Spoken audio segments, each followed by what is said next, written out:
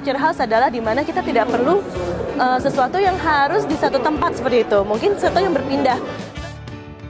Halo, nama saya Jenfilia Suandria Arifin dan saya dari PT Sanimas Inti Mitra. Future house, apa yang saya pikirkan mengenai future house ya? I think yang namanya future house itu adalah sesuatu yang lebih fleksibel. Kenapa? Karena nanti pas lagi nggak tahu masa yang akan datang, mungkin populasi akan semakin tinggi.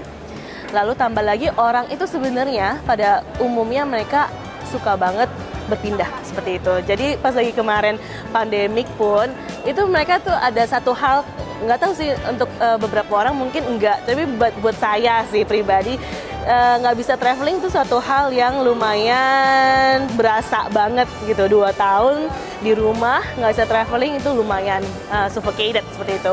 Nah, jadi seperti future house adalah dimana kita tidak perlu sesuatu yang harus di satu tempat seperti itu. Mungkin sesuatu yang berpindah.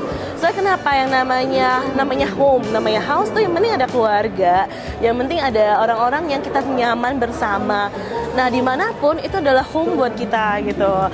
Jadi mungkin sesuatu yang gampang untuk digerakkan mungkin. Lalu abis itu mungkin dia harus fleksibel, fungsinya mungkin bisa campur jadi satu gitu. Apalagi kayak sekarang udah banyak ya yang namanya satu ruangan, yang namanya satu desain itu tuh ya satu ruangan itu bisa banyak fungsi seperti itu. Nah, karena kita harus ada efektivitas, harus ada efisiensi. Jadi mungkin that house will be like that. Lalu abis itu dia akan multifunction probably ya, bisa jadi rumah, tempat kerja, macam-macam seperti itu. Tapi harus nyaman dan privacy masing-masing pun juga harus terjaga seperti itu.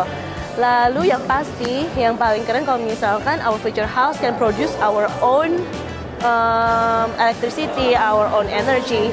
Lalu dia akan ya merecycle everything. Jadi itu akan hidup dengan sendirinya tanpa ada bantuan banyak hal gitu seperti itu. Kayaknya itu yang ideal ya untuk future house, I guess.